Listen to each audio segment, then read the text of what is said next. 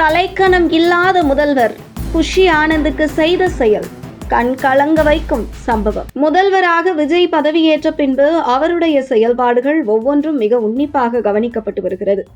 குறிப்பாக இதுவரை எந்த ஒரு முதல்வரும் செய்யாத ஒரு செயலை செய்து இருக்கும் முதல்வர் விஜயின் அந்த செயல்பாடு, முதல்வர் என்கிற தலைக்கணம் இல்லாமல் தன்னுடைய விசுவாசியாக இருந்தவருக்கு தன்னுடைய அமைச்சரவையில் வயதுக்கு மூத்தவருக்கு கொடுக்கும் மரியாதை பார்ப்பவர்களை கண்கலங்க வைத்துள்ளது.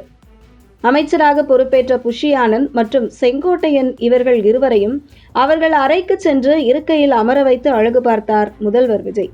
இதில் தனக்கு விசுவாசமாக இருந்து புஷி ஆனந்துக்கு விஜய் கொடுக்கும் மரியாதையாகவும், அதே போன்று மூத்த அரசியல்வாதி என்கிற முறையில் செங்கோட்டையனுக்கு விஜய் கொடுத்த மரியாதையாகவும் பார்க்கப்பட்டது. இந்த நிலையில் இதுகுறித்து ஜெயலலிதா உதவியாளராக இருந்த பூங்குன்றனார் கூறுகையில், தமிழக அரசியல் வரலாற்றில் இது ஒரு உன்னதமான நாள். உழைப்பவன் உயர்த்தப்படும் போது அந்த உழைப்பை மதிக்கும் ஒவ்வொரு நெஞ்சங்களிலும் ஆனந்தம் பிறக்கும் என்பார்கள். முதலமைச்சர் விஜய் முன்னிலையில் அமைச்சர் புஷி ஆனந்த் ஊரக வளர்ச்சித்துறை மற்றும் நீர்வளத்துறை அமைச்சராக பொறுப்பேற்றுக் கொண்ட வரலாற்று சிறப்புமிக்க காட்சி காலம் உழைப்புக்கு கொடுத்த ஆகச்சிறந்த அங்கீகாரம். அமைச்சர் நாற்காலியில் தமிழக முதலமைச்சர் விஜய் அவரை அமர வைத்து வாழ்த்திய அந்த நிமிடம் கோடான கோடி தொண்டர்களின் கண்களில் மகிழ்ச்சி கண்ணீரை வரவழைத்தது. இவர் ஒரு சாதாரண மனிதர் என்று கடந்து போனவர்கள் உண்டு. ஆனால் நான் ஒரு முதலமைச்சரின் உண்மையான விசுவாசி என்பதை தன் அர்ப்பணிப்பால் நிரூபித்து காட்டியிருக்கிறார் புஷி ஆனந்த். இன்று கட்சியில் பலர் வந்திருக்கலாம், இனி லட்சம் பேர் வரலாம்.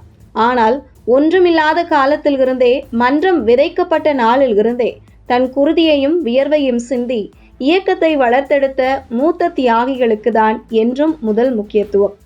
அவர்கள் இல்லை என்றால் இந்த உயரமும் இந்த முதலமைச்சர் பதவியும் சாத்தியப்பட்டிருக்காது.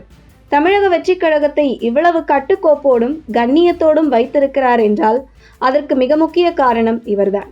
ரசிகர் மன்றம் காலந்தொட்டே ஒட்டுமொத்த தொண்டர்களையும் மாவட்ட செயலாளர்களையும் தன் அன்பு கட்டுப்பாட்டிற்குள் வைத்திருப்பது சாதாரண விஷயமல்ல.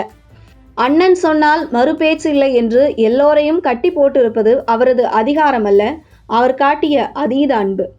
ஒரு மாநாடாக இருக்கட்டும் அல்லது நாட்டின் மிக உயரிய முதலமைச்சர் பதவியேற்பு விழாவாக இருக்கட்டும், அதிகாரத்தின் உச்சத்தில் இருக்கும் போதும் இவருடைய குணம் மாறியதில்லை.